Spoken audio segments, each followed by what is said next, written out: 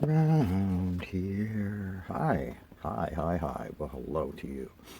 Here is my Monday morning, middle of January. I believe it's the 19th of January, 2026.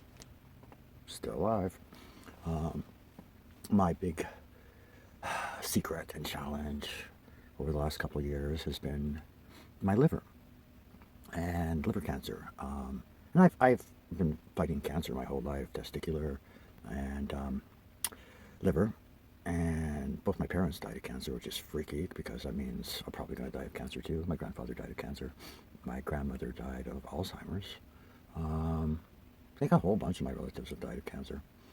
Now, I had contracted hepatitis C in my 40s, and that did some serious damage to my liver. And I went through a few cures, potential cures. And one of them, and this one didn't work, but one of them was the beta interferon treatment.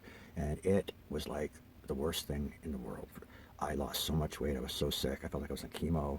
I was rough. If it wasn't for my friend Holly Brown, I probably wouldn't have made it through there. She was really, her and my friend Jen Munzer, they were really there for me when I really needed them to be. Didn't work. Um, and then a couple of years later, they came up with the proper cure, which was not injections. It was like pills. And yeah, I've completed that years ago now. And so the Hep C isn't a problem, but the damage I did to my liver, I think left me susceptible and open to liver cancer. So I decided a couple of years ago that I was not going to go into the medical system.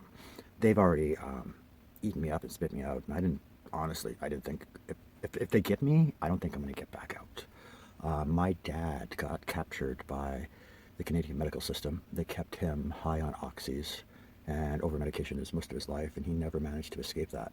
And it was just problem after problem after problem after problem. And my dad hated it, and I hated seeing him go through that. So I don't want to do that. I tried Rick Simpson oil for a year, and while I was tremendously high, I'm not sure if it worked or not. I'm going to go in for a checkup soon and go see my specialist. I need my health card from BC. I don't have that here right now, and it's been keeping me from going to see a doctor. That said, I have been noticing a lot of things about myself that I'm kind of concerned about, like the wasting, lack of appetite, the the effects of this. I don't like the wasting. I'm already skinny enough, and I hate that people think I'm a drug addict as soon as they see me, skinny little me. And by the way, it's not cool to skinny shame no more than it's cool to fat shame. So next time you comment on how thin someone is, why don't you think about it for a second? Anyways, so I'm moving along. I am. I'm okay with this. I've spent the last year really coming to terms with everything. Writing my book has been an amazing thing for me. It's really given me a chance to look back at the lessons that I've learned in my life. And I'm really, really proud of this book. It is a whole bunch of things wrapped into one. Imagine for a second if William Faulkner, Charles Bukowski, Stephen King, Douglas Adams, I said Faulkner, and maybe a few others, maybe Orwell, maybe a little Dostoevsky, and maybe a tiny little bit of Robert Aspirin. And if you don't know who he is, you're missing out. Myth Adventures.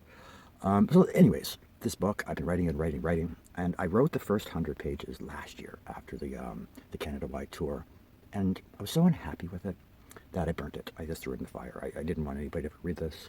I'm a traditionalist. I write with pen and paper and then type it all out. So I burnt that first draft, and then I got going on a second draft. And didn't I catch flow right out of the gate? Didn't I find the voice that I've been looking for my entire life right out of the gate? So not only is it an in-depth examination and criticism of the last 15 years of the Canadian cannabis sector, calling out all the bad behavior, all the corruption, and the things that I dislike.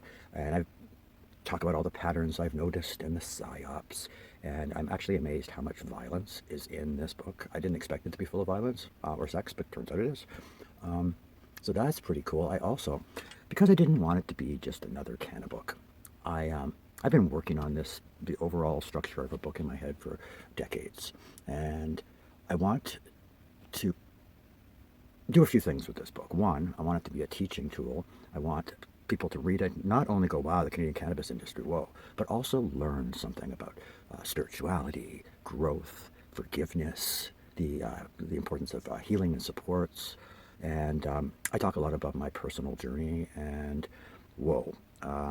There are also tons of celebrities in this book, tons of things that you've never heard about High Canada magazine, Snoop Dogg's birthday party, fun things about Henry Rollins, just all the amazing athletes we've met, all the shenanigans and craziness that has gone along with owning a cannabis culture, counterculture magazine for the last 12 years. I have this passion project about helping younger men become better men, because there's a real lack in masculine energy this decade. And I use the book as an opportunity to share some of the lessons that I feel men need to know. And I'm pretty excited about that. So it's a few things in one. Yesterday I was rereading and editing the part on credibility and legitimization within the Canadian cannabis sector. And I remember I was talking about this one time I was on Pot TV, and there was this blue-suited, shiny corporate dude, and he was very arrogant. He had just come off the show. I believe he had been interviewed by Carly Marley and Johnny B. And he was talking to people, Carly and a few other people in the green room before I went on. And he said, this is why people can't trust the cannabis industry in Canada. You guys all follow every single conspiracy theory out there. I was like, yeah, but we do. It just means we're more open-minded. So this got me thinking. So I wrote down a list of every time I've ever seen a ghost. And then I wrote another list of every time I've ever seen an unidentified flying object. And then I wrote another list of all the crazy things I've seen that I cannot explain. And I was honestly shocked at the numbers. How many times I've seen something crazy in this world. And I'm a see it with your own eyes, to believe it kind of person. And when you've had this many strange encounters in the world, I know that I own cannabis magazines and I own psychedelic magazines. And yes, I've probably done about 500 psychedelic doses in my lifetime. DMT, acid, DMT, MDMA, more DMT, psilocybin, so many different types. I probably smoked a metric ton of cannabis in my career, in my lifetime. And all of these things seriously affect my credibility. So that's the downside of our sector, is that we still face this stigma that we are just dumb, bedazzled freaking stoners that don't understand reality, where in fact, I think we actually understand reality a lot better than most people. So believe my stories, take them with a grain of salt, but know this, that because of what I do for a living, my credibility will always be questioned. It doesn't matter if I see 17 aliens beam down in front of me from a giant mothership hovering 30 feet above me. It doesn't matter if I smoke weed with them and get photo ops. My credibility will still be questioned. Interesting, right? So I'm contemplating whether or not to put all these ghost stories and strange phenomenon in this book, because there's only so many pages, and I still have a lot of other stuff in there, and I don't want it to get too convoluted. So hey, maybe, what do you think? Would you like to see some of these amazing, crazy stories in my book, or would you rather see them on their own in another book? Let me know. Anyways, thanks for listening, and I'll talk to you soon.